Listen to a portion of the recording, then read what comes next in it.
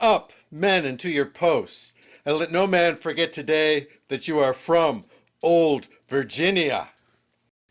Hello, everyone. This is Paul, the Oka Knight. Today we're going to actually play in magnificent style Pickett's Charge, a solitaire game originally published in 2012 by Victory Point Games, developed by Alan Emmerich. Today we're going to be playing the new version by Worthington Publishing, designed by one of my favorite guys, Herman Luttman, published in the year 2020 and still available at the website over at Worthington. Pickett's Charge is a solitaire game where you play the Southerners advancing across the mile long of open field to get to the Union defensive positions up on Cemetery Hill and Cemetery Ridge. You win by actually taking positions, and the more consecutive positions you take, the more victory points you will receive. The map consists of a number of squares where each Confederate brigade begins in its own column, and as the game progresses, it moves across the open field one square at a time, or sometimes two, to get to the Union position. It's a game where you have to try your luck, sometimes by continuing your advance, and if something bad happens, you may go tumbling back to the square from which you came. If you decide to voluntarily stop, you can move your rally point up to your current position, and that becomes your new rally point for a future turn. I think the easiest way to do this is to simply show you how it works, so let's start. Game setup is a breeze with this one. There are 5 turns. You stick the turn on turn 1. You put a 5-point strength in every one of the 9 Union positions, and you line up the Confederates as indicated on the map. Each unit is roughly 2 inches by 1 inch, so it's a big chunky piece, and it has the name of the brigade commander, and the map tells you where each should be. So here we have Kemper's brigade starting in the Kemper slot. Kemper will live the entire game in his column, as will all the others in their respective columns. Finally, there is an activation marker that tells you which unit you're working on, and should it become shaken, you simply reverse the counter to indicate that it is now shaken. In addition, the 3 division leaders are present. Each Southern brigade begins with 10 strength points and is assigned a rally marker, which shows basically that it hasn't gone yet, and when you turn it over, it has gone. It also tells you the fallback position for the brigade if it gets rattled and has to go back. Finally, the influence of General Longstreet is represented by 2 Longstreet leader counters that can do any leader action at any time on any unit they want, but once they're used, they're done. So basically think of them as getting 2 special actions, and that's it for the game. The other division commanders are put on a specific brigade, and they can do those same actions, but only for that one brigade in their command. On the Union side, we have this is the bloody angle. We have actually a representation of Alonzo Cushing's battery, and one of the more interesting points about Cushing, besides being killed at the battle and in kind of a nasty way, he was shot twice. He was whispering his orders to his sergeant, and then a 3rd bullet went through his mouth and put him out of his misery. He was granted the Congressional Medal of Honor by Barack Obama. So it's over 100 years after the battle and after he died, he received the Congressional Medal for action here, July 3rd, 1863. There is an obstacle on the map, which is the fence along the Emmitsburg Road. That makes it harder to cross, and there's also the wall in front of the Union troops is likewise considered an obstacle that makes it a little harder to cross. And there is a section of stone wall over by the angle that has modifiers for melee. There's also the Cadore Farm and the Bliss Farm, which have some defensive advantages for the Confederates, as long as they can stay in that square. The game also has a deck of cards that will have some influence on the game. This game is not card driven, but it can be influenced by the cards, as we will see. Each card has a Union effect and a Confederate effect, so depending on who's getting the card, they will favor one side or the other. All right, I think we're ready to begin. The first phase of the turn is a Union activity phase, and basically that's a draw from the deck. However, on turn 1, there are no cards drawn. So we go straight to the following phase, where each division commander gets placed with one brigade of his command. So I've put each of the division commanders with one of their units, and the way they line up on the map, we do have three in a row where we can put Trimble, Pettigrew, and Pickett all by each other, and basically try to push up the middle, which is exactly what I'm going to do. One correction that we need to do is that I forgot to place the prep fire bombardment markers. That is really the first decision you have to make once you start the game. That's no problem. We can go ahead and fix this. Basically, you have 10 prep fire markers that you can place. There's a cup filled with markers that you pick 10 out of, and you do it in such a way as you don't know which markers that you're placing. And you can put them anywhere you want, as many as you want, in any column, spread out any way you want. So I put them in the three columns, the same three columns where I got the three generals. I went ahead and placed 4 in the middle and 3 on the flanks. That equals 10. So those guys are in place. That's where we're concentrating the prep fire bombardment, which I would believe that this is the little copse of trees. This is a little clump of trees that was the focus of the attack. So I think that's a good thing. So I've decided to start with Armistead, and so he's going to attempt to do an advance. The first thing we do after we choose which guy is going to go is to go ahead and start rolling. So we roll 2d6, one of which is colored and one of which is white, and we read it off the table as a kind of a decimal number. Instead of adding them up, you say, oh, a 3 and a 1 is 31. All right, here we go. What do you know? I rolled a 3 and a 1. Okay, 3 and 1. Heavy fire. So Armistead takes heavy fire. What that does is it inflicts a casualty. It shakes him, and we draw one Union card. The general is hit center. If any general marker is in the center wing column, apply as follows. The squares of the map have larger squares, so the 9 squares make one of these larger squares, and they are color-coded green, yellow, and red. Closer you get to the Union, the hotter the color gets. In addition, this band across the back, which is the starting point for the Confederates, is a safe zone. Even if they were in the green, this would be a close call, but no effect. And so, because they're far away, there is no effect with this card. Next. All right, we have a choice. We can continue as a shaken unit, or we can go. The penalties for being shaken is you can take additional casualties if you are farther away from your rally point. In this case, we are not. So we still have the option of continuing. Let's do it. 51. Another heavy fire. Well, that's different. The second heavy fire, we're down to 8 points before we even step onto the battlefield proper. Because that's the second time the heavy fire has happened. We are done. In addition, we pull another card with blue effect. Artillery barrage versus area 2. That's this whole area here, these 9 squares. Here is area 2. So if any Union units or if any Confederate units were there, they would be affected by this, but nobody's there. All right, Armistead did not a darn blessed thing. So let's see what else we got going. Let's get Kemper going. Let's fire this guy up. Man, I got to roll better than this, or it's going to be a bad day for these guys.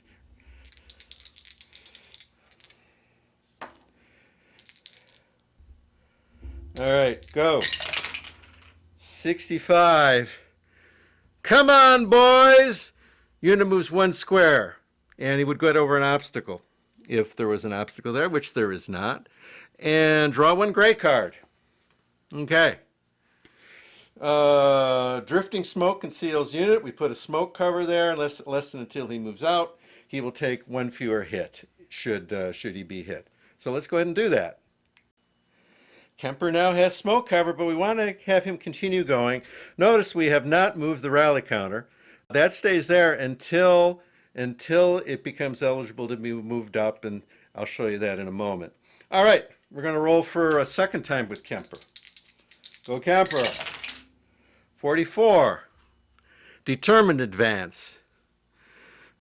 Moves 2 spaces, but not through an obstacle, or 1 space with an obstacle.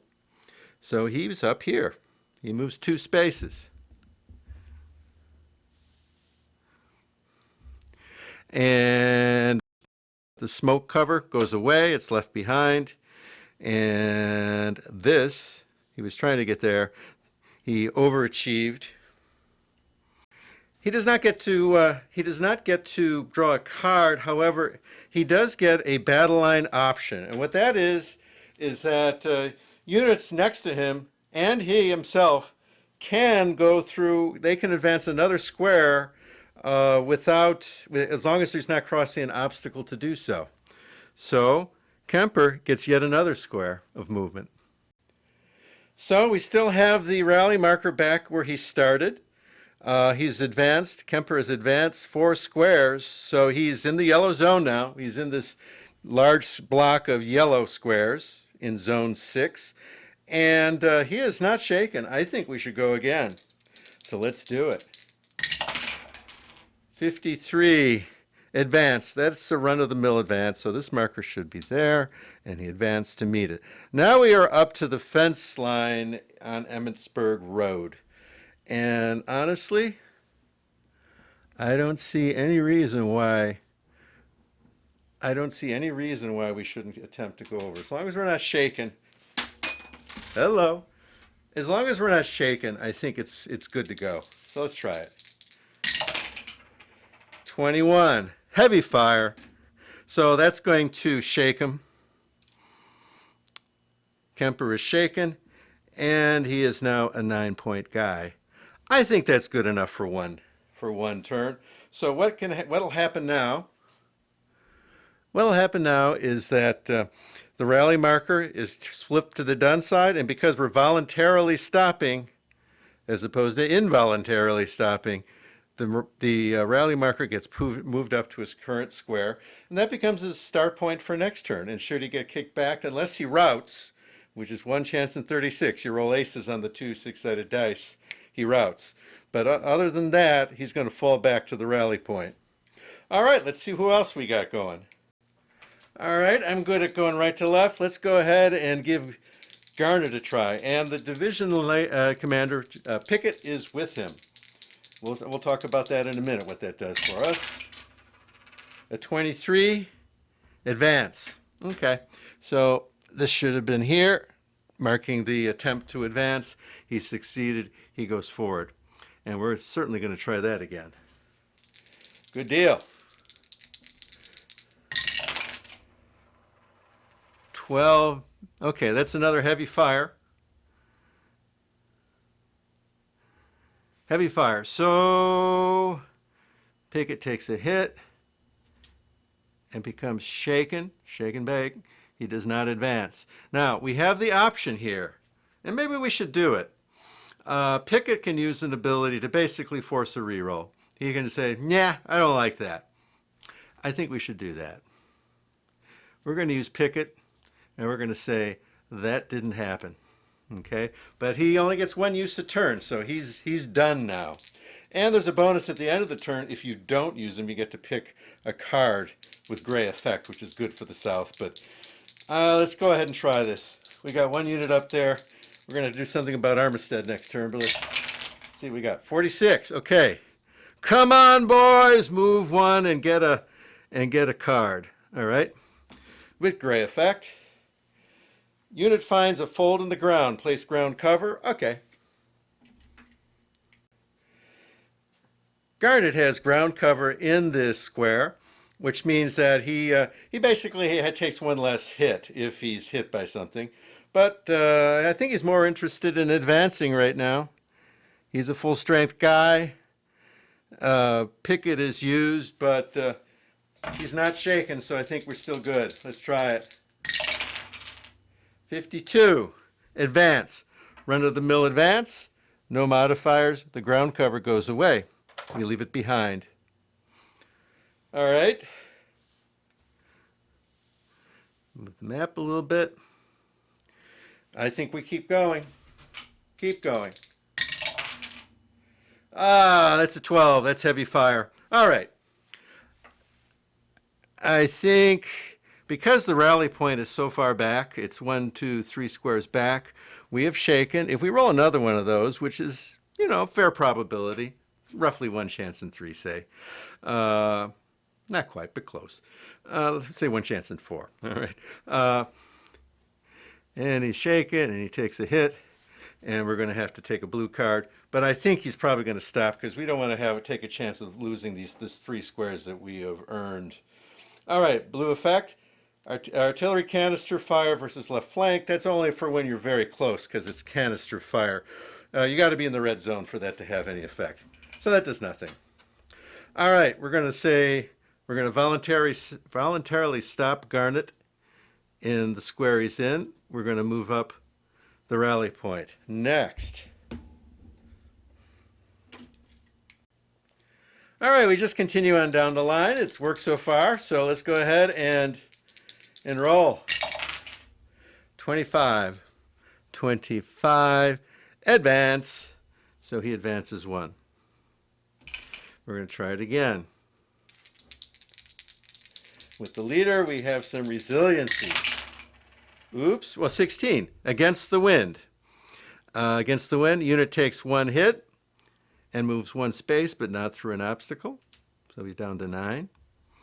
And then draw 1 blue card and then 1 gray card. So both sides get their digs in this time. Let's see. Fallen officer obstacle. Place a fallen officer obstacle marker in any space immediately in front of Confederate unit. Okay. What this is going to do is basically some officer died in some kind of gruesome way, and it's going to give everybody a moment of pause. We get to choose which brigade it goes in front of. And let's see. You cannot already have an obstacle in that square. And it doesn't matter whether in your red, yellow, or green. And I have chosen to stick this fallen officer obstacle in front of Brockenbrough, way over on the left flank. So some officer died in some gruesome way, got his head blown off like by a cannonball, and his foot stuck in the stirrup, and his horse had him pass in review in front of the entire brigade, and they didn't like what they see. They're not so encouraged to go forward at this point. So that was the blue effect. Now let's do the gray effect. Lee's veterans. If the currently active unit is shaken, flip the marker back to advancing brigade. If not shaken, +1 to its strength. All right, so we have Fry gets 1 strength point back. Okay. Lee's veterans. All right, we roll. Put it up. It's a 54. Advance. We're going to go 1 more, and we haven't even used the general yet. 44. Determined advance. Move 2 spaces if you're not going through an obstacle. That is the case. Let's see, move 2 spaces. And then he forms a battle line. Well, there's no friends there, but he does move 1 more. So that was a good one for General Fry, and we still haven't used General Fry. So I'm willing to go up 1 more, get up to the fence. Get up to the fence line. These polka dots here are the fence line. So let's go ahead and do that.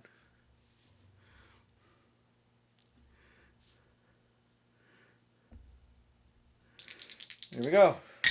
1 more.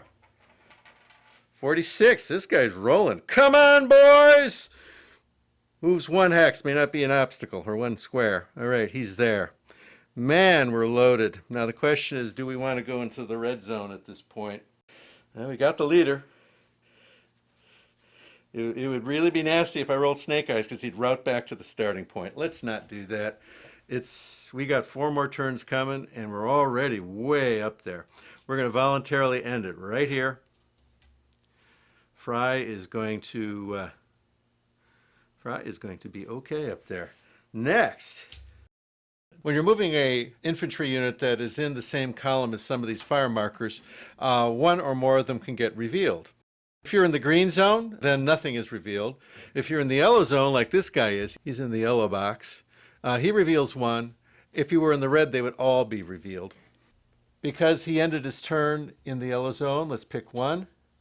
All right, so this is suppressed half strength for volley fire. If that event comes up during the turn, then he fires at half effect. So he's kind of suppressed from all that's going on.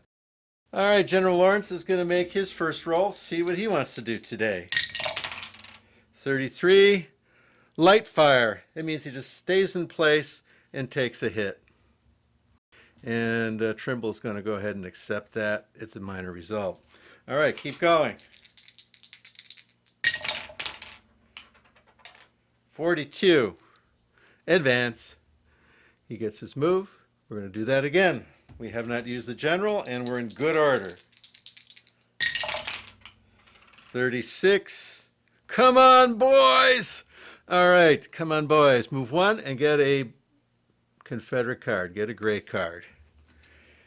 Open fire. 8+ strength points. One Confederate unit with a strength of at least 8 places a number of fire markers based on the zone he's in. All right, green is 0, yellow is 1, red is 2. We have 2 options. And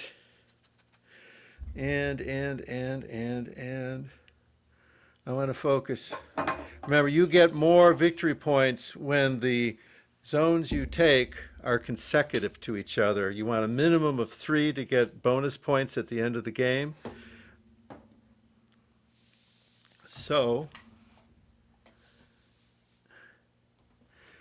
we'll place another one right back in the dead center. Okay, and we're really going to focus there to try to break this line. Back to Lawrence. All right, he's going to try another advance. Here we go. 35. 35, advance. Standard advance. Let's go again.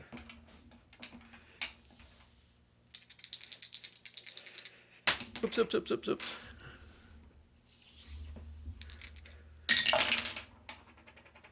22. Light hit. Ooh, that's 2 of those. All right, we'll accept it. We're still in good order, but we're getting skinnier.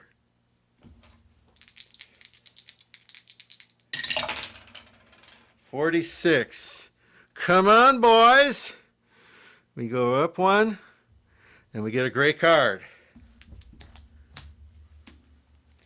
That's what I mean by a gray card. We use the gray half of the card, in which case it's Confederate reserves. Increase 1 Confederate unit by +1, +2 if it's in Pickett's division, and an additional +1 if we use an attached general. Well, we don't have... We could bring Lawrence back up to full strength if we kick in with the general. He is not in Pickett's command. Ooh, but Armistead lost 2 guys. Oh, this is going to be interesting. I can use 1. I can get 1 point back in Lawrence if I don't use the general, 2 points if I do, or I could just bring Armistead up to full strength. He's the guy that got kicked all the way back on the right flank. Here. I think I may regret this, but I'm going to take the long view here, and I'm going to start by rebuilding Armistead. So he got kicked back, and he found some replacements, or some stragglers were recovered, and he's back up to full strength. All right, well, that's a good thing. Let's go ahead and do it again. We still got our general to help us. 15, heavy fire. All right, now we're getting in trouble. All right, we're going to use the general. We're going to opt out of that one. So, what do we got here? This would be Trimble. Trimble's been used. Let's go. 46. Come on, boys. All right, and we get another gray card. We get Pickett's fresh division. You may move all units in the right flank ring column 1 space forward, but not onto an obstacle. Okay. Well, we've got Kemper is sitting bucked up against an obstacle, but so he can't move. Armistead gets to move up 1. Sorry if this is off camera. There he is. So Armistead moves up 1, and Garnet moves up 1. Fresh division. Okay. Back over here. I want to get to the fence. I don't like having taken 2 hits, but maybe we'll have some way to recover later. Let's try it. 22. Light. Oh. This is getting ugly. Oh, we're getting somewhere. We're still in good order, but oh man, we're taking hits. This is so even if we get to the objective, we might not have the strength to take it. Let's try again. 55. Determined advance. Determined advance. Move 2 spaces, but not obstacle. Or unit moves 1 space and may enter an obstacle. Well, the obstacle is here, so it's not right in front of him. So he'll be able to move up to the obstacle. He would also get a battle line move, but he can't cross an obstacle, so that the fence over the Emmitsburg Road stops him cold. And from there, we've had enough fun. Even though we're not shaken yet, I'm going to stop right here. So we've taken 3 hits. We've used our general, but we're up against. We're up in support of Fry's brigade. Let's see how that goes. All right, we're going to move down the line. So we continue with General Marshall, Marshall's brigade, and we keep on going down the line. Here we go. Oh, 11. Oh no, he routs. Now, what happens in a rout? He takes hits based on the distance he is from his rally marker, and he has a 0 distance. So he has a 0 distance, but so he does not take any casualties. Okay, but let's see. He would go tumbling back to the start space. Well, he's already in the start space, and we take a blue card. So we take the blue half of this card. 8th Ohio flank. Oh, they're shooting right into us. Slow. Come. You got to come up. Well, they're not that far advanced yet. See, distribute a total of 2 hits among any Confederate units in the left wing. So that would be the left flank here. This is Trimble and those guys. Then for each unit in the left flank wing column, compare its strength point value to the number in the square it's located. So each of these big squares have a number, and they're saying if you have less strength than whatever number this is, then you are going to fall back. You're going to fall back 2. And the hits are not dependent on range. So basically, the 8th Ohio is off to the left, taking flanking shots. We could have the Vermonters Standards Brigade over on the right. Will be taking shots at us on the right flank. Right now, we just got the Ohio boys on the left, and 2 hits distribute among any. All right, Brockenbrough, Davis. This part of the field is tough because the angle adds to the hits. Oh, actually, I take that back. I take it back. The way I understand this is that he's not actually on the flank yet. He's still on the ridge in a safe area. So since he's not actually on the left flank per se, there's nobody there to take the hit. Nothing happens. Okay? But since he routed, he's also done. And of course, so he's also done. Now, the only option we have would be to use one of the 2 Longstreet markers we have for the entire game. I'm not willing to do that. I want to wait until things get a bit more serious, as if this isn't serious enough. All right. Moving on to Davis. 21. Heavy fire. Oh, man, these guys are getting off to a rough start. Heavy fire lowers it to a 9. And he's not done. But he was trying to go here, and now he's shaken. Now, if we roll it again, roll heavy a hit again, he's going to take another hit, of course, and he would go tumbling back to his rally point. He is at the rally point, and the number of hits you take is equal to half the distance, rounded up, to the rally point. So he would take no hits right now. So there's no reason not to press this. He's still he's still okay for going at least a square or two. 45, advance. So he makes it. I think we can press this one more, hopefully. I mean, I don't know. We're not getting much support here, are we? Oh, it looks like I skipped over old Lane too, but that's okay. You can pick these in any order. I'll go one more. 61 against the wind. If you get the idea that any results on the edges tend to be bad, at the top edge where you're rolling a red with the red die, you roll a 1, or a white die, you roll a 1. You got 10 chances out of the 12 of having something bad happen. All right, 61 is against the wind.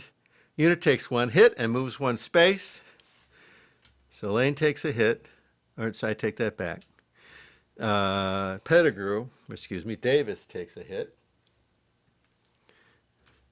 and moves 1 space.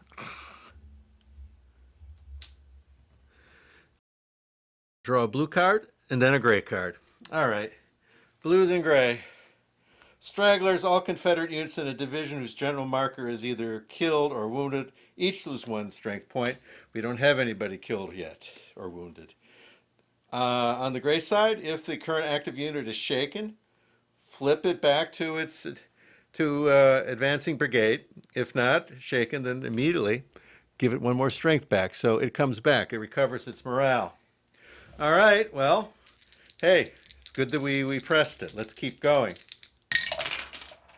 11. Oh crap! That's 2 of those. He routs. He's 2 away from his rally point. That half of that is 1, so he's going to take 1 hit. He's going to go all the way back, and automatically done. And we're not going to use a general on this. So the left flank is being extremely challenged. Then we got Lane will go next. Anything else en route? Oh, draw a blue card. Okay. Artillery fire, canister fire versus center. You got to be in the red zone for canister. So nothing happens. All right. You get the idea that the closer you get, the tougher it gets. You've got the right idea. All right, Lane. 62. Light fire. Oh, wait a minute. 62. No. Red 62. Advance. All right, that's good. Keep going. We've had enough of those. 54. Determined advance. Unit moves 2 spaces. If not an obstacle. Okay, and there is not an obstacle, so he's going to go up 2. Then he would form a battle line with anybody next to him. He can do it just by himself, and he moves 1 more if he's not going into an obstacle. And he's going to the Bliss Farm, which gives him a -1 hit benefit. And we have not been hit yet. Man, I've had enough of those routes. Let's call it a day here. Let's call it a day right here. In the Bliss Farm, we have a defensive benefit. All right. And now, over here, we got that headless officer passing in review on his horse in front of the whole brigade. And now we have an obstacle to overcome. First time we've had one of these. Basically, what that's going to do is the run-of-the-mill advances won't get you forward. You have to do something like, come on, boys, something better. All right, so let's give it a shot.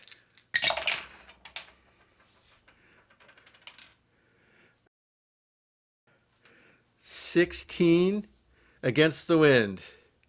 Against the wind, unit takes a hit and moves a space.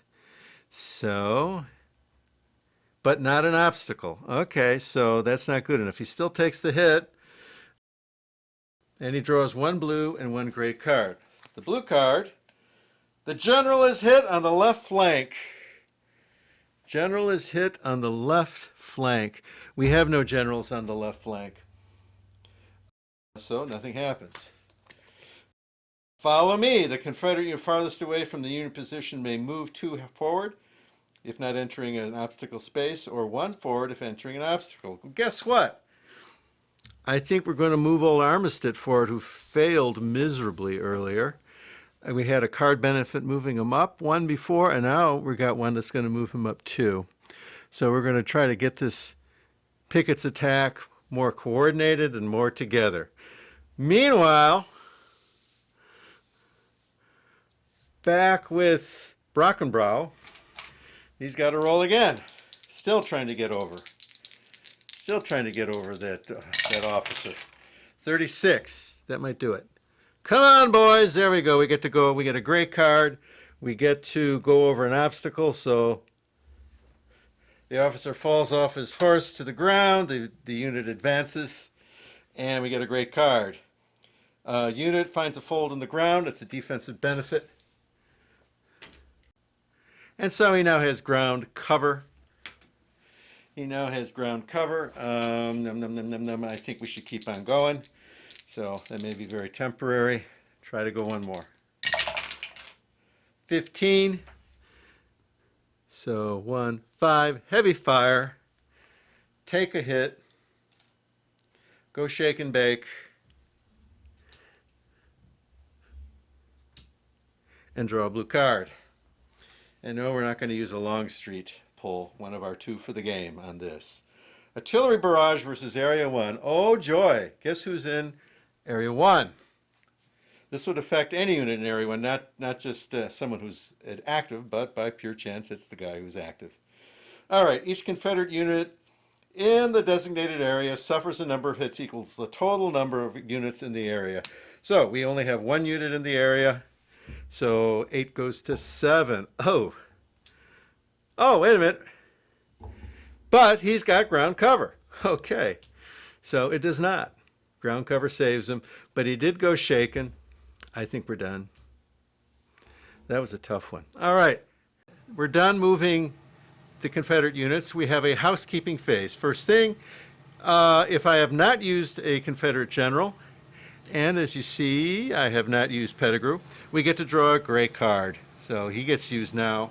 We draw a gray card. Supporting second line, choose any one division to receive a pool of strength points equal to the current game term number. Well, it's game turn 1. You may then distribute these throughout the division. We get 1 point. Well, I think we're going to go with Lawrence. That's who that is, I think. He's got to get one back. Yeah. He was 7. That was kind of, for being the tip of the spear, that was kind of skinny. So let's go ahead and give it to him. All right. Second housekeeping. A courier arrives. Flip all Confederate generals to their ready side. So we flip all the Confederate generals to the ready side. The next, Union forces rally. Remove temporary fire markers. So, and we actually have one. That's this guy here. That's gone. Just set it aside out of the cup. If you run out of markers in there, you just randomize them and put them back in the cup. All right. Next. Form up. Flip rally markers from their done side to their rally side, and then finally advance the turn. So all of the rally markers have flipped from their done side to their rally side, and that will conclude turn 1. So, just taking a quick look, it looks like our attack on the right has actually recovered. We had Armistead being a colossal failure in his own move, but through the cards, we've been able to get him to scooch up to a fairly acceptable place to be for turn 1.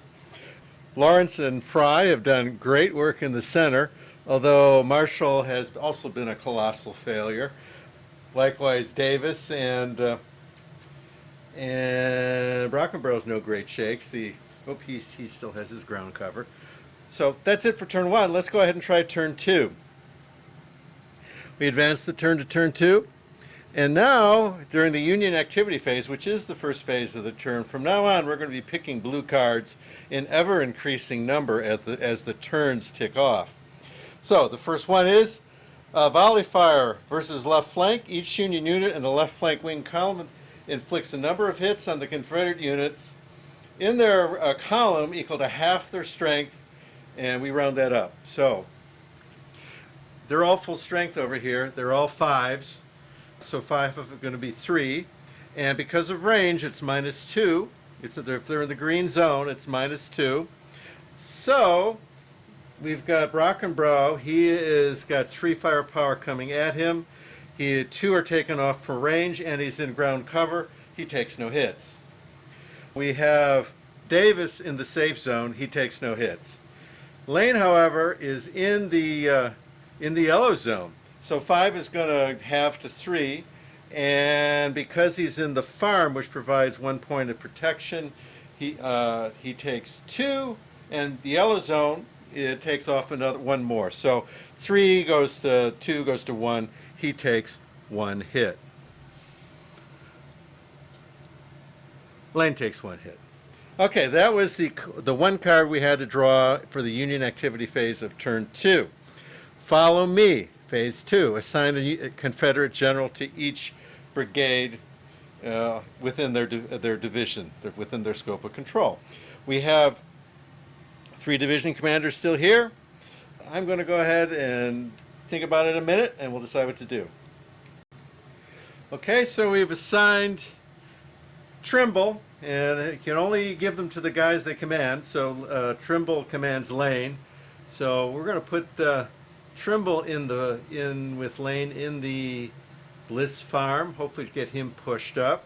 We're going to put Pettigrew down here. We're going to try to get Marshall's brigade motivated to catch up with the other guys. And over here we're going to give Armistead we're going to give Pickett to Armistead. All right, so the generals have been assigned. Now we're up to pushing units. I think we're going to start with Armistead. Now, one thing, I'd made a mistake.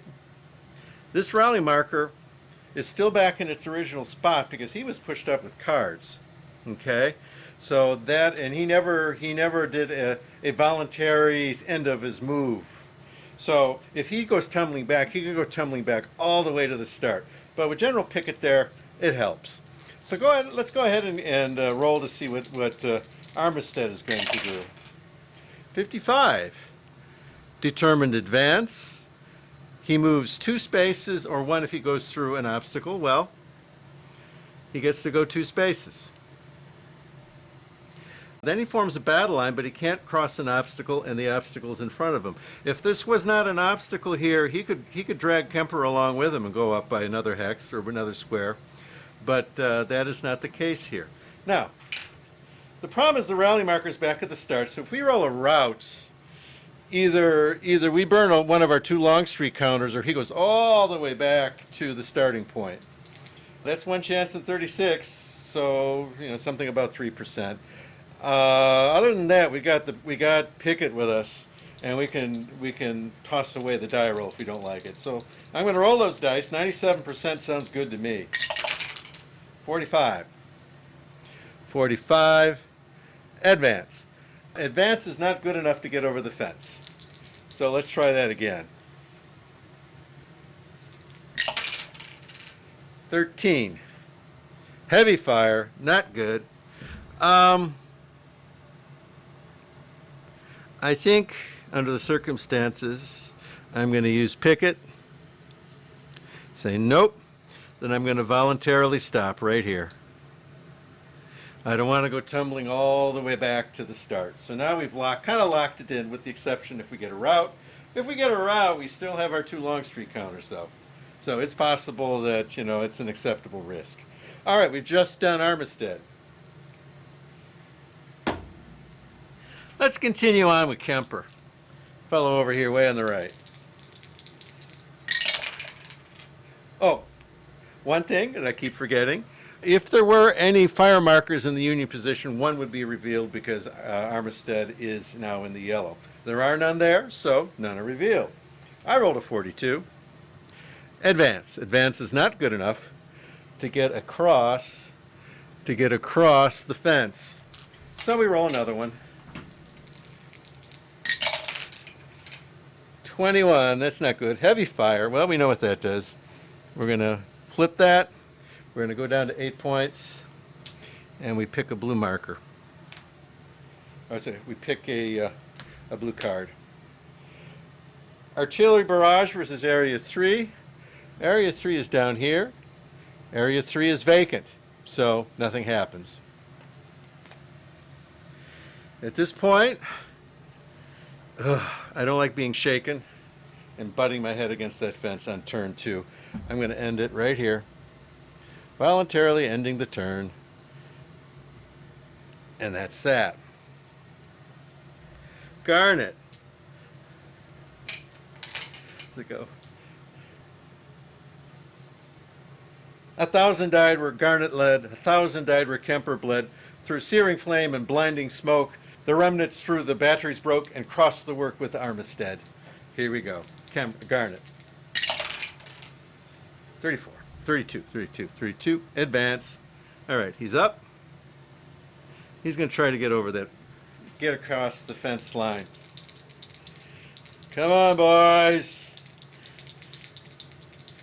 What will you think of yourself tomorrow? Oops, oops, oops. Get it in there. 24. Advance. Doesn't happen. They're bucking. They don't like it. One more. 45. Advance. They don't like it.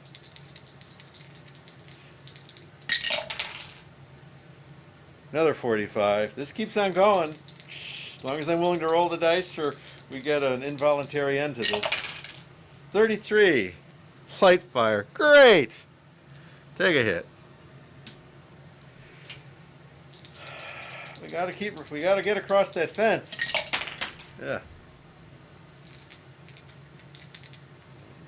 I'm gonna count. Against the wind. Against the wind. Unit takes 1 hit, moves 1 space, but not an obstacle. Well, that's just great. 1 blue, and then 1 gray card. Blue card, God is a rebel. Draw 1 gray event card instead. Heroic action. Attach a heroic action marker to a Confederate unit. Can be used to re-roll a route or add 2 to bayonet combat, which we haven't talked about yet. That's what happens when we finally get to these Yankees. All right, so we have a heroic actor here. Now that result can go on anybody. I went ahead and placed it on Fry's brigade, because that is kind of where we're the center of what we're trying to hit. All right. So that was the first gray card. The blue card converted to a gray card. Now we got another one. Open fire. You need 3 or more strength points. 1 Confederate strength point of 3 or more places the number of fire units in the zone it's in. If you're in the yellow, you get to place 1. All right. I think we're going to start working on these guys. Start putting stuff over there. All right. See what happens.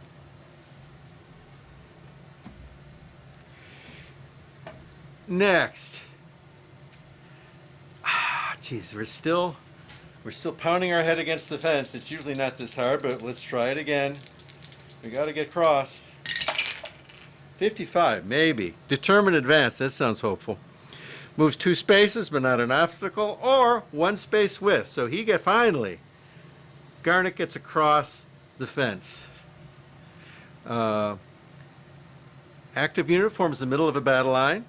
Entire battle line may move 1 more space, but not cross an obstacle. Fry would be part of a battle line, except that he's behind an obstacle, so he can't go. But Garnet advances. No cards are drawn. All right, Garnet is still in good order. He's past the fence. He's a little bit lonely, and he's only 7 points. But still, I'm going to go ahead and roll. And I can always, if I get a heavy fire result and become disordered, then I'll stop. But right now we're still in good order. Let's go. 53. Advance. All right. Now the only reason not to get closer is the canister card, because that does damage based on the distance. I think that would do 3 hits if we pulled a canister card at range 2. But it's going to do at range 1. It'll do 2 at range 2. I mean, just go for it. 30. It's spinning. It's spinning. It's spinning. It's spinning. It's spinning. It's spinning. 33. Yeah, that's going to be light fire. All right. That's kind of tough. I think I'm going to stop here.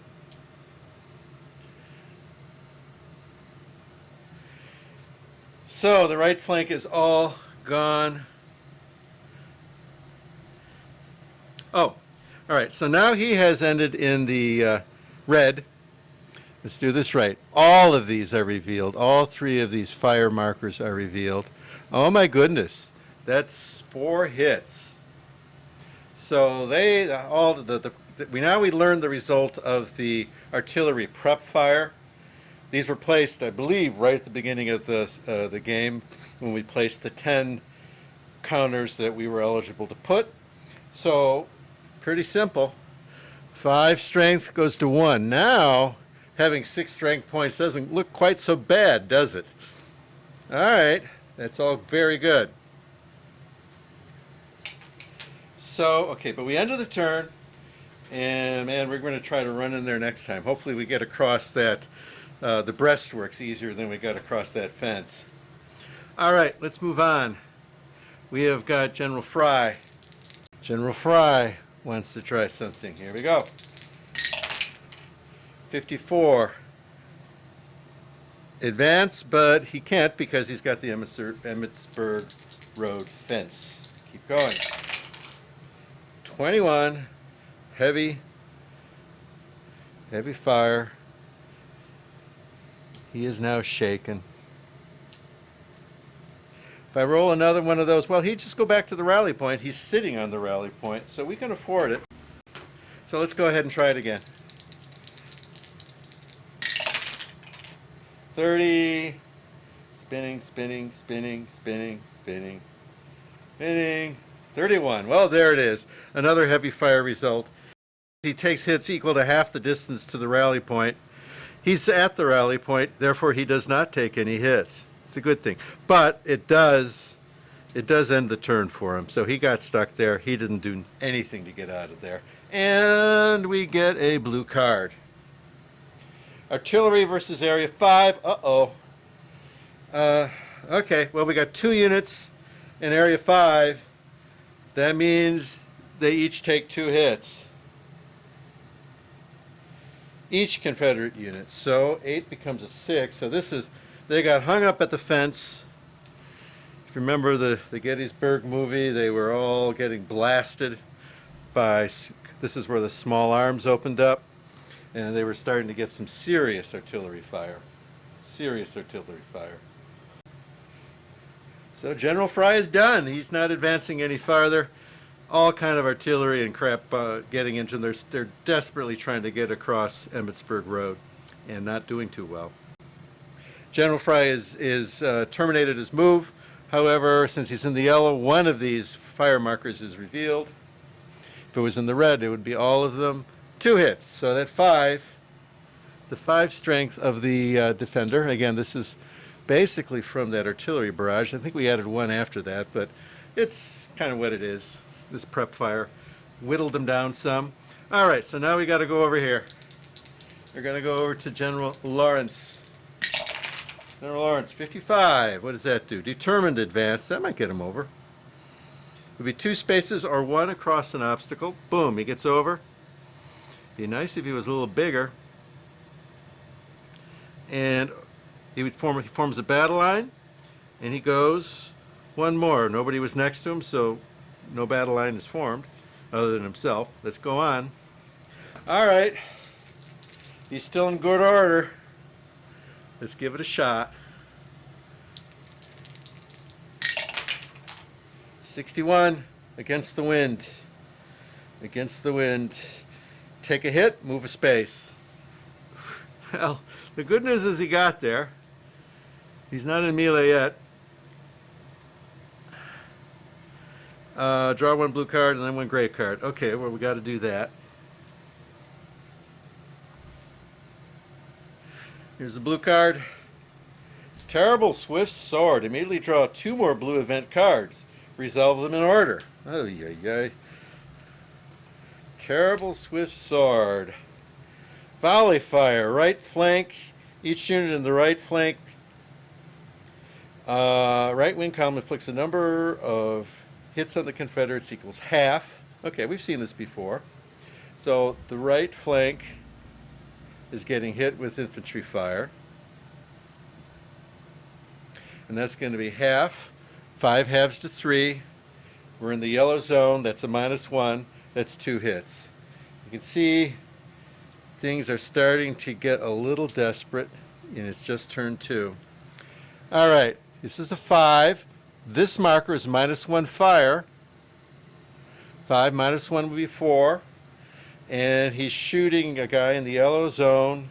Well, 4 halves to 2. Shooting a guy in the yellow zone. That's -1. That's 1 hit. And this guy only has 1 point. That's going to be 1. And since he's in his opposite is in the red zone, there is no modifier. So that 6 is now a 5. And this is purely eye candy. But you can flip the unit and show them as being more beat up. You can use this to show a shaken instead of flipping the advancing counter, or you can use the counter. I like to do it this way. All right. Second Union one from the Terrible Swift Sword. Volley fire versus the left. Oh, geesh. Okay, so this is going to be half on the left. Half of 5's a 3. We got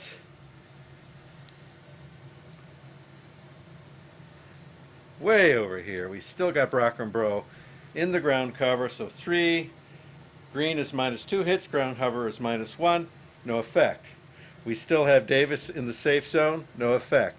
We have Lane. It's a 5-point unit shooting at him. Halves to 3. Yellow makes it a 2. He's in the yellow zone. And he's in the Bliss Farm. That makes 1 hit. So he takes 1 hit. Now we did have a gray result, a gray card. So hopefully something good. Confederate reserves, thank goodness. Increase 1 unit by 2 strength. 3 if it's stacked with a rally marker.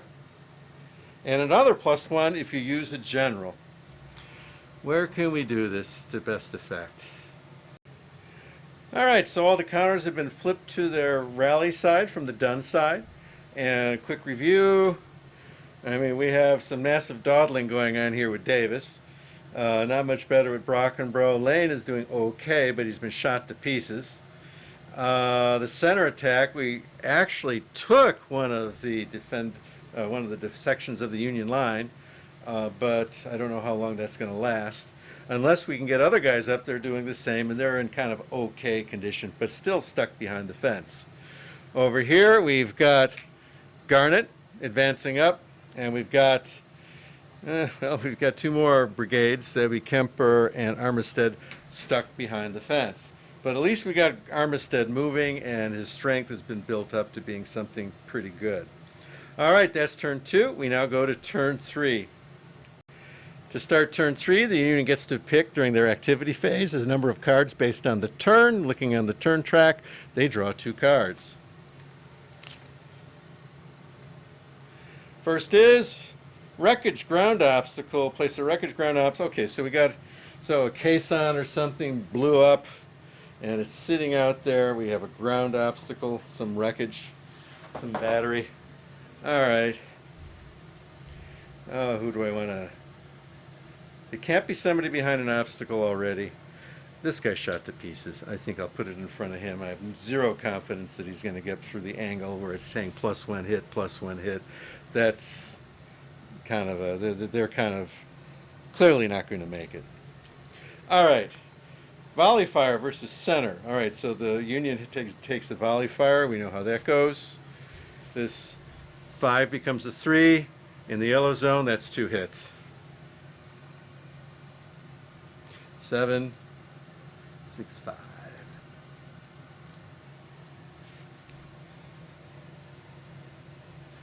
And because this guy is in amongst the Union troops, he takes no fire. 7 here also becomes a 5. It just doesn't get better the closer you get and the farther into the game you are. All right, that's the 2 action cards that the Union get to draw for turn 3. Now we're up to, let's see, placing the Confederate generals where we want. So I've placed, Trimble is placed in with Lawrence to give him some benefits to the Union counterattack. The only other Trimble unit is Lane, and he's down to 3 points behind the wreckage and unlikely to survive even reaching the Union line. So the only useful place to put Trimble is up in the breach. Then we've got Pickett over here. I decided I want Garnett to go in. I don't want him hanging there in that red zone too long because he's just going to get whittled. And we put, let's see, the third guy, Pettigrew, is going to try to shush up Marshall to get him over that fence and into the action to get 2 in a row here, and that would mean it's less likely, or at least less effective should the Union counterattack, because that 5-point unit is not going to be helping out. All right, we are now rolling dice. All right, for grins and chuckles, I think I'll start with Davis over here, over in the useless zone. Here we go. 35. Determined advance. He can go 2 hexes, or 2 squares, as long as there's not an obstacle, and then form a battle line. All right, so 1, 2. He takes no hits. Form a battle line, he gets another one. All right, he did something. He did something. Well, that's just amazing. All right, let's do it again. I don't want to take a heavy loss, but we got to move. Oops, there's the heavy loss. Okay, so he's going to take 2 hits because he's 3 away. He's a 6. He is shaken. We're going to stop right here. Brockenbrough. Here we go. 42. Advance. Again.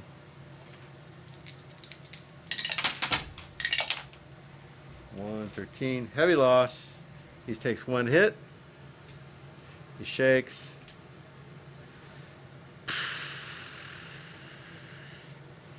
Stop there. We're not going to do anything on this side, and I think it's not uncommon that the left side of the attack is the weakest from what I've seen.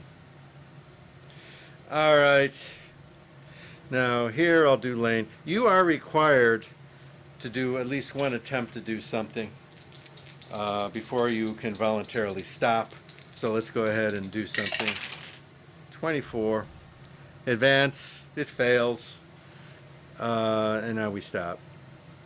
I think he's going to be sitting there the rest of the game, or more likely he's going to pick up at some point. All right, we've got Pettigrew trying to get across the fence.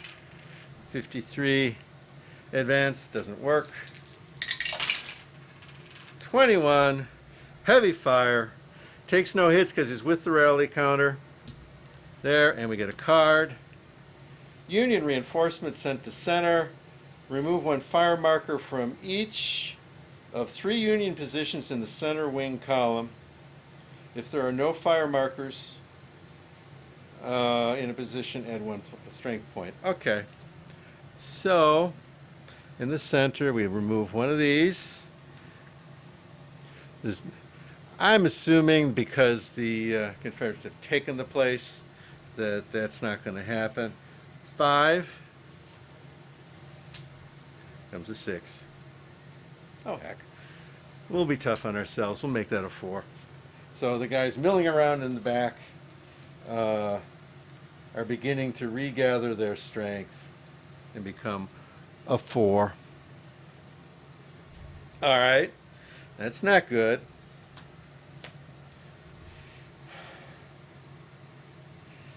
And, well, since we haven't moved, I'm going to try that again.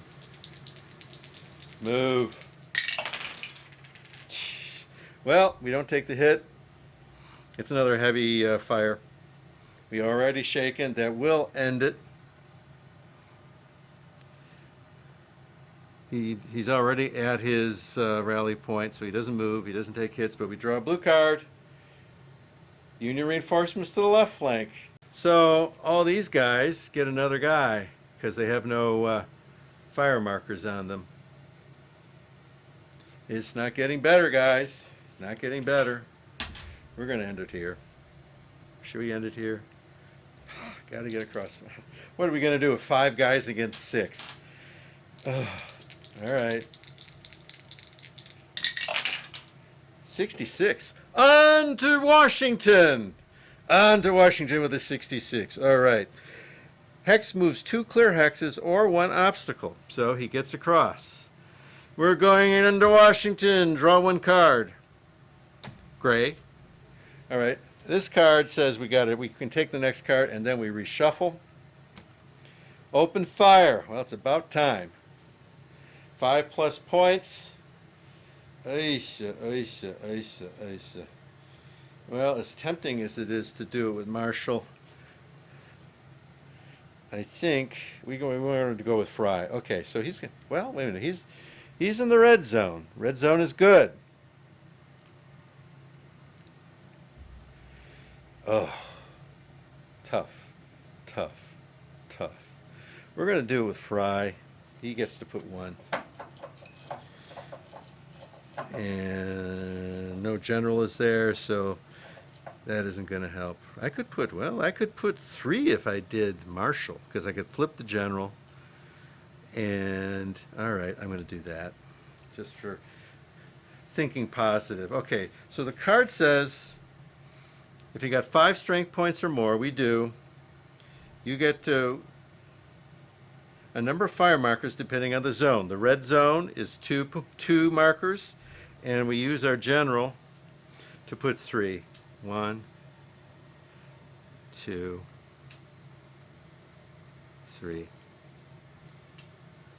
So we have beaten them down a bit, and now we have to reshuffle. So I'm going to take care of that. Okay, I've done the reshuffle, but we're not done with the On to Washington yet. We get to form a battle line. There's nobody next to us, but there's no obstacle in front of us. We get to go another one and draw yet another gray card. Lee's Veterans. If the currently active unit is shaken, and it is, flip it to being in good order. If not already shaken, add a strength point. I almost would rather adding the strength point. We're 2 ahead of the rally marker. If we got a heavy fire, it would cost 1 hit. But I think, let's go for it. We don't have the general, but we are in good order at least. 62. That would be, come on, boys! Come on, boys! All right, we got a gray card. Confederate reserves. Increase 1 Confederate division by 1. If in Pickett's division, by 2. Oh, by 2. Oh, there's all kind of guys I'd like to help out, but I think maybe turning Garnet. Well, Kemper's sitting here a 6. Phew, phew, phew. I'm going to add 1 if a general is used, but it's okay. We're going to leave Pickett unused since we are at 10. All right, I'm going to make him massive. All right, now the question is, do I want to keep on going? The answer is no. We're going to move the rally point up because we're so bloody weak. All right, now we've ended we've ended in the red zone, so all these fire markers are revealed. 1 hit, 2 misses. All right, well, he loses that extra point that showed up, and there were 2 misses in that group. So that is done. Next. All right, this time we're kind of going left to right instead of right to left. All right, Fry. Come on, Fry. Should we? No. We're going to do Pickett. And we're going to try to pierce this line again. Then maybe if Fry gets up there, he'll have some bonuses. All right. We start with Pickett in Garnett's brigade. And 34. Advance. All right, here we go. Let's get our butts in there. Turn the colors on them. Turn the colors on them. 42. Advance. Nope. Keep going. Come on, boys. What will you think of yourself tomorrow? All right, 46. Ooh, come on, boys. That's going to do it. Boom. Okay. Now, since we've got in there, all of these fire markers are revealed. Ooh, well, he's done. Done, toasted and roasted, has no strength, gets no dice. There's nothing left. So he got in there. He did it. And now 2 are captured, and we would really, really like to get this one to get 3 in a row. You get bonuses come victory point time when you do that. And it's also the strength of the unit doing the penetration that matters too. So this guy's going to count for 30 points. It's times 3 when you take it, times 1 when you're next to the victory.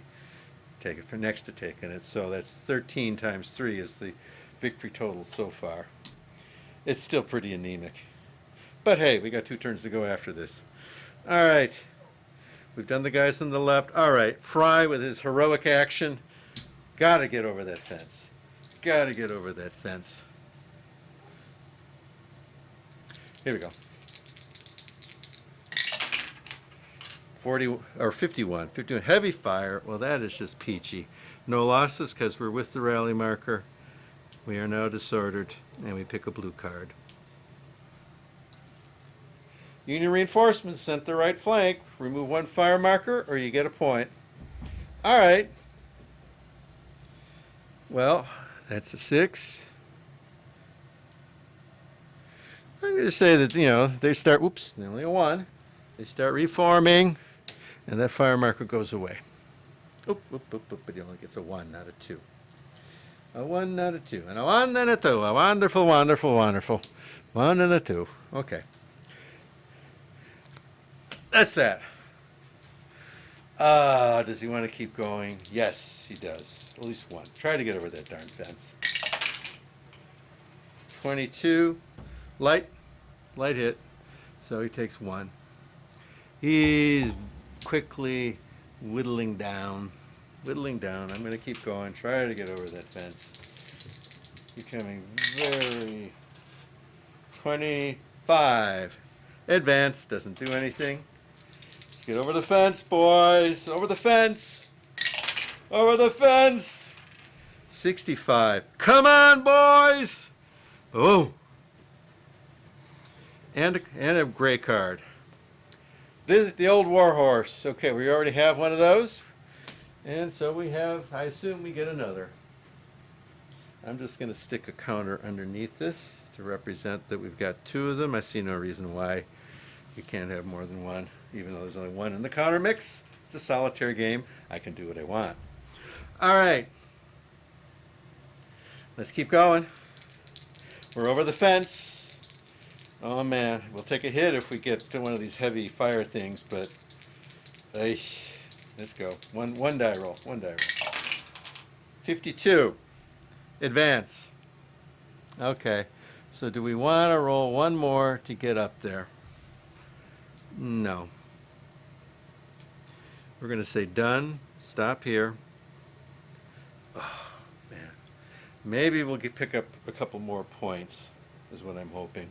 All right, since we ended our turn here in the red zone, both these are revealed. And 1 hit is the net. So 3, thankfully, becomes a 2. They're starting to thin. Oh, boy.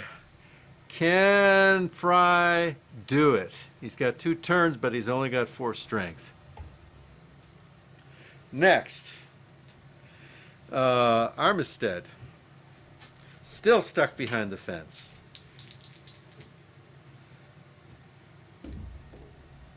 Let's try it. Aces. Rout. Rout.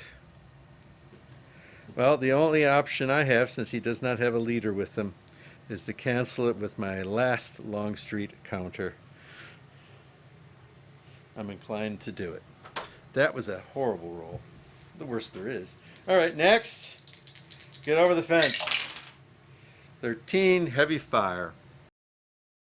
Okay, put the marker in there, heavy fire. So it goes to shake and bake. He's with the rally marker, so that has no effect for casualties. And we pick a blue card. Artillery barrage, area 3. It's back here in the hinterland. Nobody's there. Shoot all you want over there, guys. All right. I want to keep going. 46.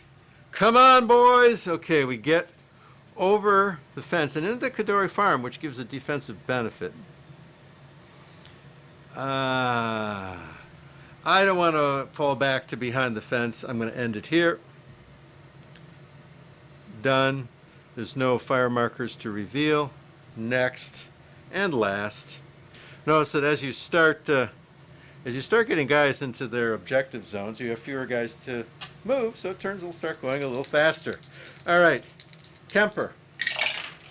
66 on to Washington. All right. He moves 2 or 1 if an obstacle. Okay, so he gets across the fence. He gets a gray card.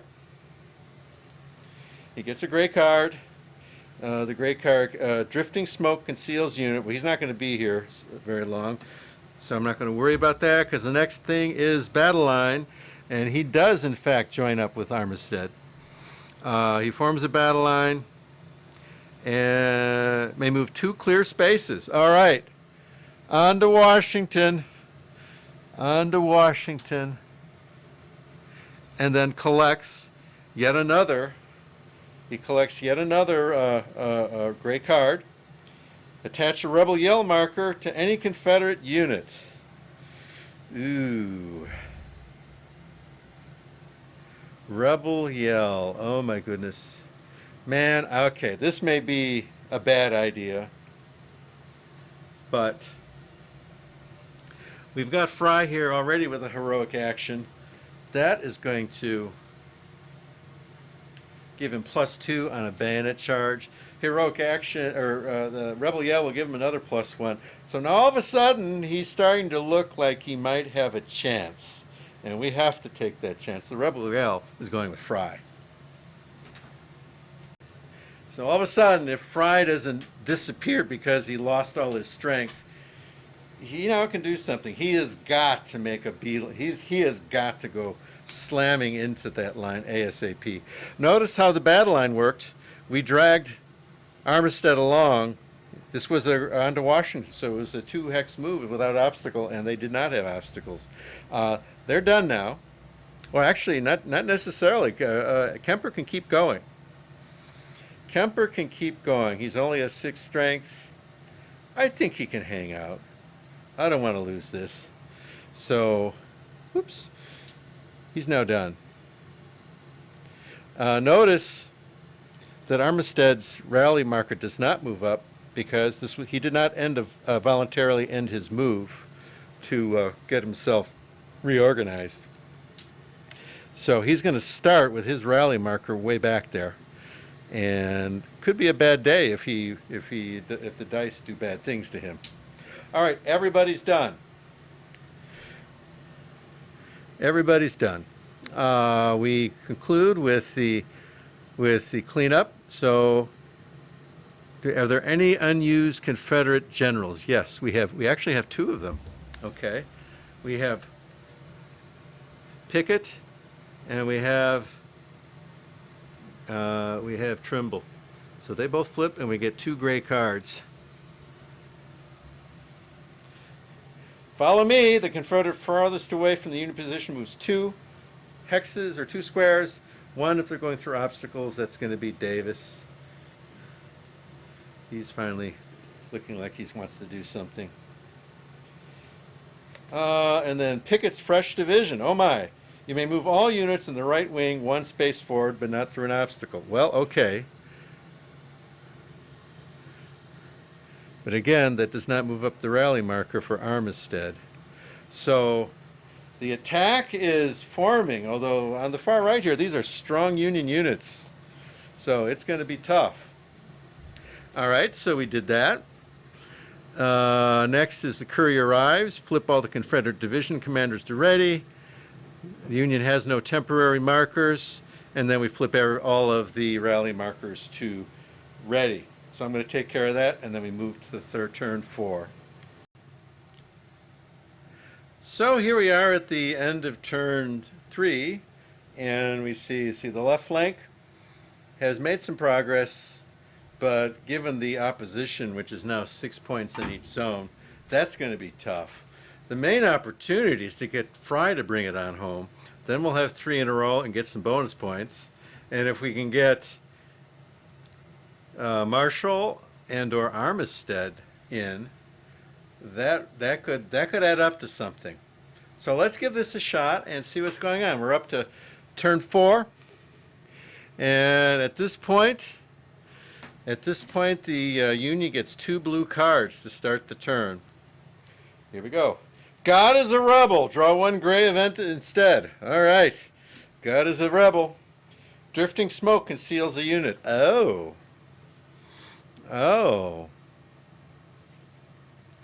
Boy, oh boy, in case they get a shot at us. I want to give it to Fry is the most important guy right now. Just in case something were to happen, we're going to put the smoke on him. All right, and so that was supposed to be a blue card, got converted into a gray card. Now here's the second blue card, Vermont counterattack. Okay, here's the Vermonters. They're going to be shooting the guys on the right. For each unit in the right flank column, and again, I assume this guy is not in a right flank column anymore. He is mingled in with the Union units. 1 hit on any, so that's 1 Confederate unit. I think I'm going to put it on this guy just because I think he's unlikely to get in. And then you compare their strength to the zone they're in. And if the area number is greater than the strength, now this is a 9-point unit in zone 9, so he's okay. But this guy goes back 2, gets kicked back 2 because his strength is less than the zone number. And it's okay. I don't think he has a very strong chance of making it. All right. We now assign the generals where we want them to go. Okay, in this case, we're going to have Pettigrew we're putting everything into Fry that we can. We got to get him in there before his strength goes away. Second, we're maintaining this Trimble with Lawrence because we're just trying to guard against a counterattack. And we've got Pickett going in with Armistead and going to try to ram that one home. All right. Let us start with the move, and I am going to start with Fry. No messing around here. Let's see. This is going there, and we got to get this guy in. All right. Dice. Let's have at him. 34. Advance. Okay. Now we just got to get in there. Got to get over the fence. Get over the fence. 62. Come on, boys! Come on! Turn the colors on them! Turn the colors! All right. The smoke is gone. This is turning into something. All right. We only have 1. First off, there's no fire markers there, so there's nothing's revealed. Only 2 strength points, so that's just 1 die in defense. We've got 4 dice here, or excuse me, 4 strength, halves to 2, so we have 2 dice, plus the rebel yell, which is 1 die, plus the heroic action, which is 2, plus kicking in We're kicking in, who is this? Pettigrew? Pettigrew. That's 4. Confederates have 6 dice, plus they have friends on each side. That's 8 dice against 1. You think we might win? All right, 2, 3, 4, 5, 6, 8. You bet. 8 Confederate dice, 1 Union die. What could possibly go wrong? All right, this is where we turn into a bucket of dice game. Here we go. Oops. So, well, 2 effective Confederate shots, and that's it. So it was really... Good thing the Union didn't have much. All right, with 5s, that is a half loss. And so two half losses make a full loss, and each one also counts for morale hit. So in front of Fry, this 2, he loses a strength point. He's down to a 1. He was running away. The Confederates have captured their 3rd, and they are in a row. So there's bonus points here. This is going good. It's starting to be a significant breakthrough, and then they're going to end their move, having taken the zone. The rebel yell was used. The heroic action was used. All right, that, my friends, is how we do that. All right. All right. Let's see. All right. Everybody thinks that's fun. Let's go on to the next guy. Armistead. Let's go. Over the fence. 21. Heavy fire. Oh! He's going to take 2 points. He takes 2 points of hits because he's 4 away from his rally point. So that 9 all of a sudden becomes a miserable 7. And I could use the leader to negate that. I think I'm going to do that.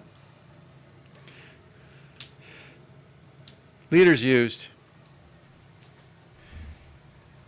And now we're going to roll that again. 44. That sounds better. Determined advance. Moves 2 or 1 through an obstacle. He did it.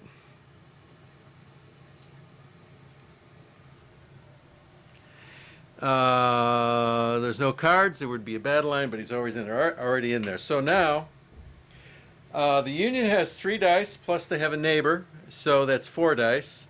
The Confederates have a 9 goes to a 5. They have 5 dice. 2, 3, 4. 5 dice to 4 dice. 2, 3, 4, 5. 4 for the Yankees, so we've got that. And a tie result goes to the defender, goes to the Yankees. All right, here we go. 1 effective Federal against 2 effective Confederates. Guess what that means, guys? All right, these are both half hits, so the 5 becomes a 4. Gets kicked out because both of them count as 2 morale hits versus 1. That gives the victory to the Rebs, and yet another one falls. Now another part of the front falls, and we are starting to look at something big here. All right, and of course we're going to end the turn for that guy. Next. Well, it's been working so far, Kemper. See if you can pull off a miracle shot. 35. Advance. Keep going. 46. 46. Come on, boys! And they get a card. Gray. Pickett's fresh division. Move all your units in the right wing 1 column, but not across an obstacle. So the breastworks in front of him is an obstacle, so there's no movement here. All right, shall we get over it or should we wait till next turn? Let's wait. Should we wait? It's going to be 4 dice. I want to get a leader there. So let's wait. Let's end the turn. Get the rally point up. Get the rally point up. And we've got over there. All right, we have General Marshall trying to get in. So, he's going to roll. He's going to roll. Let's see what he does. 24. Advance, does nothing. 15. Heavy fire. No hits because he's with the rally marker. He goes shaken. He doesn't need to go in there shaken. He's going to end his turn. Oh, and a blue card. Let's do that. Volley fire versus right flank. And that is only going to affect Kemper. He's got 6, halves to 3, and no modifiers. So he's going to do 3 hits on Kemper, who is now down to a miserable 2. Well, I don't think he's going to get that one. All right, and we're ending the turn here. I see. I don't even want to try going in shaken. All right, we continue by taking a look at the left flank. Now, one of the points I want to make here is that we have 2 the old Warhorse counters. They will cancel out one of these blue cards that we draw, that we were going to be forced to draw at the start of next turn, and if unfortunate things happen on the battlefield as well. The only way that the Union can kick us out of the positions we now occupy in their lines is by counterattacking, and the only way they can do that is with the blue cards. So if I keep those 2 counters, they can't counterattack. They'd have to draw 3 of them. And the only way they have a chance of getting those blue cards is the start of next turn, which I can't stop, or by doing a lot of stuff with our other units and then getting unlucky and forcing additional draws of cards. So we don't want to do that. We're just going to go ahead and let these guys just kind of probably not do a whole lot. And then we have one more chance here of taking a position in the Union line, which we want to do because we are right on the cusp of another victory level. All right, I counted up the points. We should have 100, and if we get to 101 without losing any points, and that's my concern, I don't want to lose points, then we would be like 3 levels above the historical level. Right now we're 2. So let's go ahead and see. Let's just kind of go de minimis here. So let's start with Lane, and he's got 2 obstacles in front of him. So. He's very weak, so he's not going to do much anyway. We rolled a 12, heavy fire, just what he needed. So heavy fire, he's on the rally point. He doesn't take any hits. Let's see, is now shaken, and we draw one of those blue cards, which I don't really want to do. Artillery versus Area 2. That's way in the back line. At the beginning in the green zone, so that does nothing, and he does not cross the.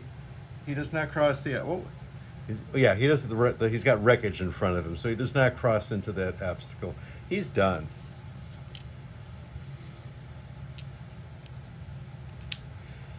Now we would get a few points if we advanced up right in front of the Union works without crossing them, and we may want to do that.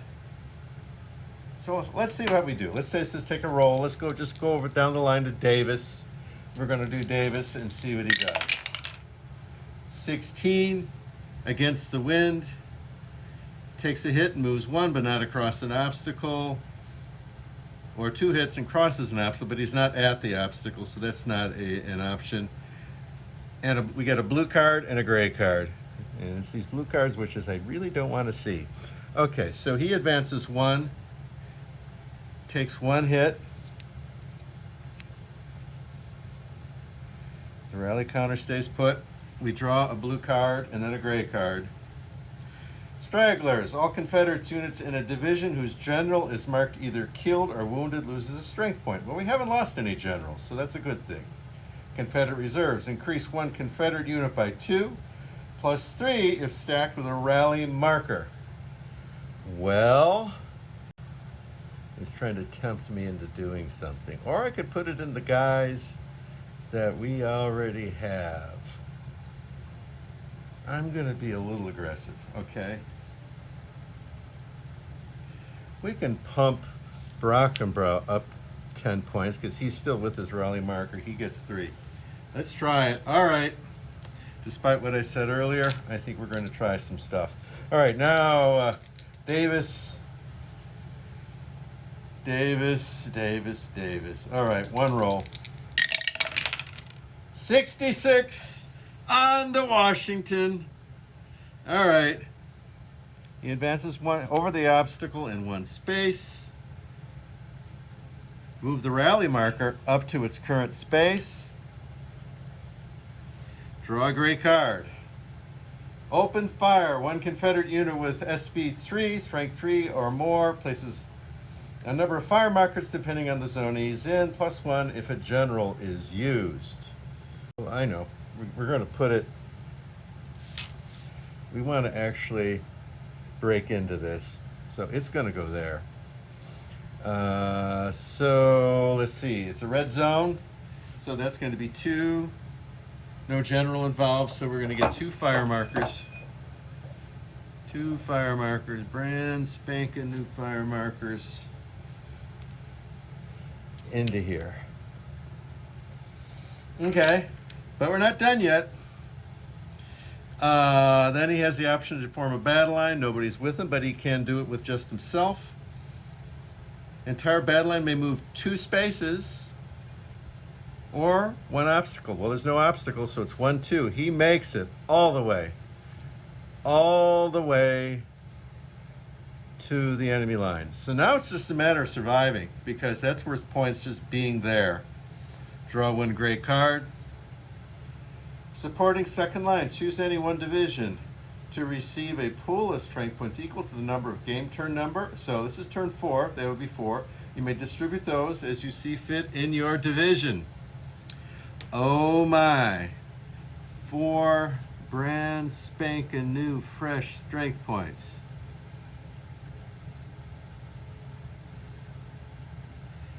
I'm going to go Pettigrew.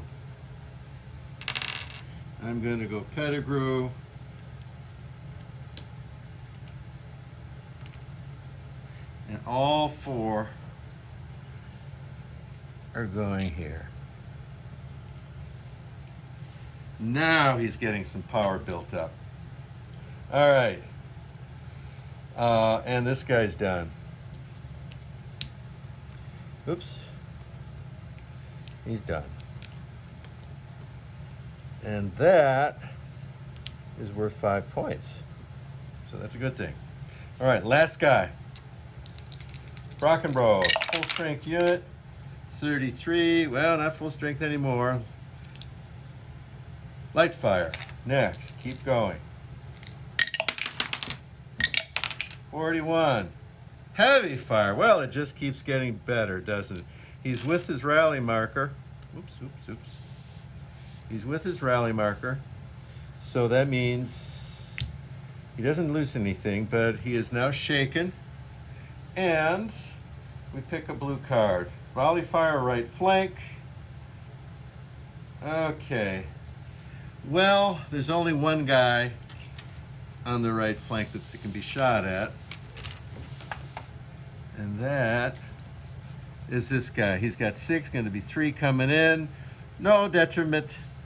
Kemper picks up. He breaks, runs away. No effective strength left. Not coming back. All right, that happens.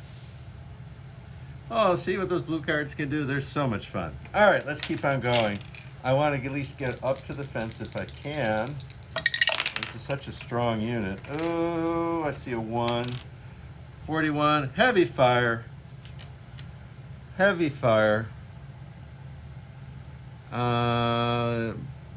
Moves back to the rally point marker.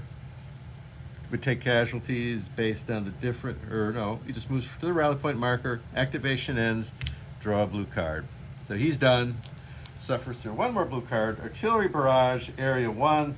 That's way back here, so that's nothing. All right, everybody's done. We're now in the cleanup phase of turn 4 of 5.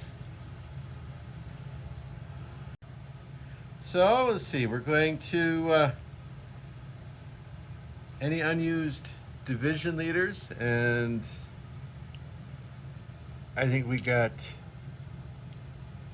one. So gray card. Unit finds a fold in the ground, so he gets protection. And in case something happens, so he's starting to get some defense going. So that's good. So he's got ground cover. Then we're going to flip up the generals, and we're going to remove the temporary status shits from the Union. They don't have any. And then we're going to flip up all of the rally markers and end the turn. I'm going to go ahead and do that. Okay, all the status markers are flipped up. Generals are flipped up. And this is how we end turn 4. We have something of a breakthrough in the center of the line. We have four consecutive zones that we've captured. We're threatening a 5th. That would be outstanding if we did that. Thought we had a chance over here, but we rolled some miserable dice. Still might. We'll see. He'd have to go quite a ways and get over 2 obstacles, but maybe we can just get him up here, and at least he would count for, if he's a 9-point unit, he would count 9 points there. He gets ×3 that if he actually captures the position. And the thing is, as you take losses, of course, your value in victory points goes down as that goes on. But, all right, we are now on to the last turn, turn 5. And what happens at the first thing of the turn is the Union activity phase, where they pick blue cards. And on the last turn, they get 3 of them. 3 of them. So let's see what they do. Set a volley fire first is the center. Well, there's only one possible. That's here. Because these guys are already, when you're in the objective hex, you don't get shot at like this. If you're out in the field, you do. So, red zone, it's going to be for full effect, but 5 goes to 3, and then we divide that by 2, and so he's going to take 2 hits. He's in ground cover. That saves him 1, so he's going to take 1 hit.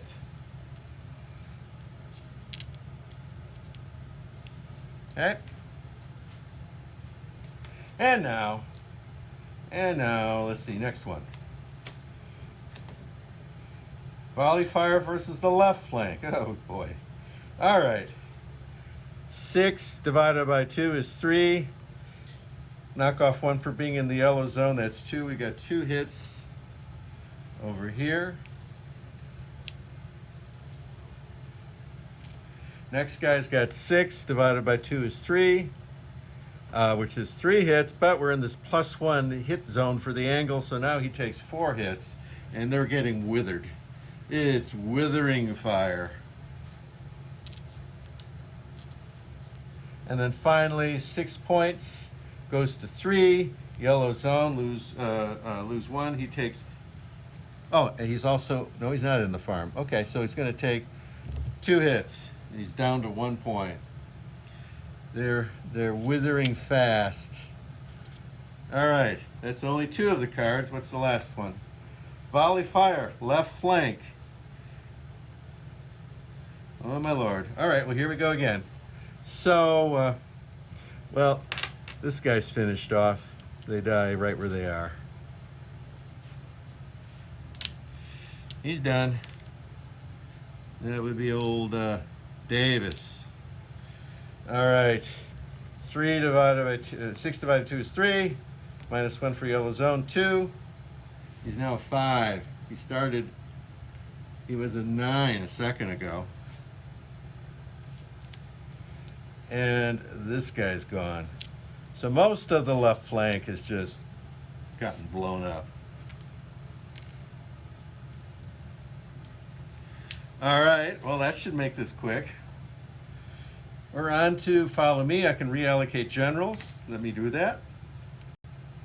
All right, the only change is Pettigrew has gone to Marshall's brigade, which is one of his guys in this column. And then we're on to rolling dice, and yes, he will be the guy we're going after. We want to get in there before something else bad happens. So we're trying to take the angle. Take the angle.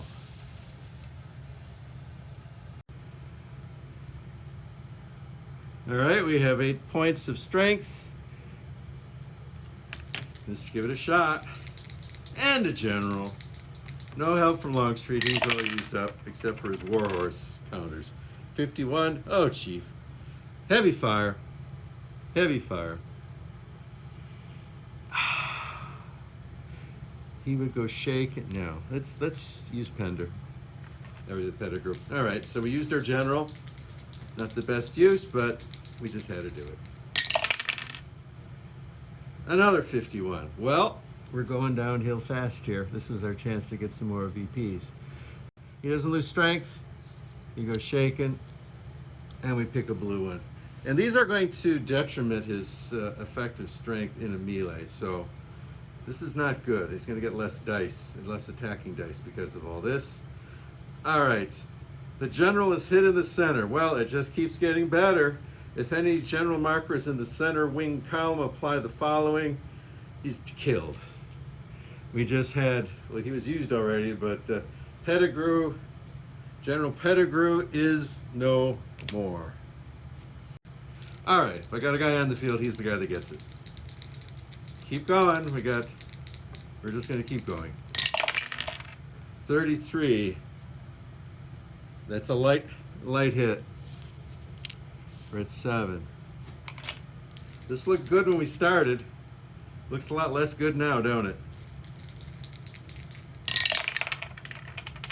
61, against the wind. Against the wind. Unit takes 1 hit, moves 1 space, but not through an obstacle, or 2 hits, and moves 1 space, maybe an obstacle. Well, this is what we got. All right, we got to do this. He's now a 5, and he's in. All right. Now that he's in the Union lines, these 2 fire markers take immediate effect. We have 1 hit and a miss, so that becomes a 4. All right. In terms of attack dice, 4 halves to 2. No Union friendlies here. There are Union friendlies there, and we had to cross a stone wall to get here, so that's going to be 4 dice. 2 for this, 1 for the stone wall, 1 for the friendly. For the Confederates, 5 goes down to 3, and the friendly next door is 4. So it's 4 dice each, and Union wins ties because they're defending. Here we go. This is for another victory level. Let's see what we do.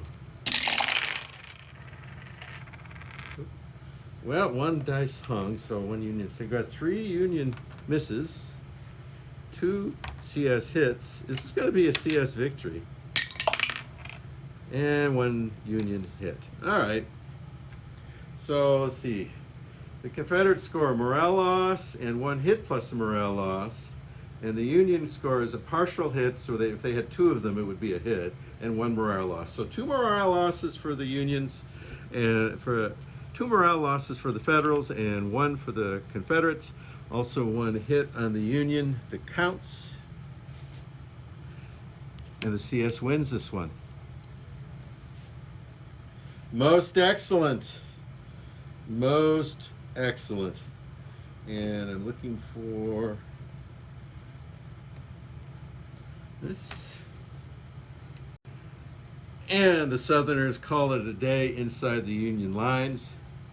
And now, last guy. We're just going to do one die roll and call it a day. We have to do the one die roll. It's required. 41. Heavy fire. Well, heavy fire. No losses because we're sitting right on the rally marker. He's shaken. Blue card. Volley fire versus the right flank. Well, I'm going to use one of my old warhorse counters and just negate that. And that's the game. And now I'm going to count up victory and bring this to a conclusion. Alrighty. The game provides basically a scorecard to preserve a record of your conquest. And so we can walk through that. And the first thing, well, we scored 113 victory points, which is on the pretty decent side. We have 5 consecutive points where we breached the Union line and only one guy left over. So we had 3 units pick up. Totaling, we tripled the number of strength points that made it into the line. Nobody's one short, so there's nothing there for that. So it's 31 plus 31 times 3 is what I come to. And then there's a bonus points for having breached 5 consecutive zones. That's going to give us 20 more points. This is considered a breakthrough and worth 20 points. And that's it for points. There are 11 victory levels in the game. The historical one is number 9. And we made it to right in the middle. So this is like number 6 of the 11. It's called a standstill. The Union Army is mauled and bloodied, but manages to hold on enough of the Gettysburg battlefield so that it remains there the night of July 3rd. When the sun rises on the 4th, the armies essentially stare at each other for the day, save for a few skirmishes. Finally, on July 5th, deep in hostile territory and with an advance impossible, Lee is forced to disengage and maneuver back towards the Potomac River. So the armies sit and stare at each other for a day, and then Lee withdraws. Although his army is much more intact than it was historically. So that's a standstill. We have 5 zones that we have breached. We have 6 surviving formations, totaling 36 of the original 90 strength points. It's tough. Performance level, there's another, there's basically a chart for personal performance level, how you should feel about this. It's just the number of zones you breach. Having breached 5, it's considered good. You can take some satisfaction in performing this well against these odds. Okay. I feel satisfied. Generals Pickett and Trimble survived the action, and General Pettigrew fell right there at the end. All right, that's it for this playthrough of In Magnificent Style, Pickett's Charts, the solitaire game by Worthington Publishing. Conclusion, I'd just like to say this game is fun. I played it a few times. It's a nice game to pick up when you just have a bit of time that you want to, and you feel like playing a game, and you don't want to pick a game that's going to take a long time to set up with tons of rules that you're going to have to read. If you play this one a couple times, you're going to remember it well enough to kind of pick it up and play it. And then after about somewhere between 60 and 90 minutes, depending on how you're doing and how fast you do your moves, figure 90 minutes plus or minus, be a little generous in the beginning. You could play this a couple times in an evening and not have sunk half the day. With that, I'd like to encourage anyone who hasn't already done so to subscribe. We do appreciate that. It helps the channel, and it gives you a better connection to me so that when I put out videos, you can click the bell counter, you can get notified, or at least be able to find the channel easily when you're looking for it. So that's all for today. This is Paul the Oaken Knight, wishing you a happy Easter and a pleasant evening.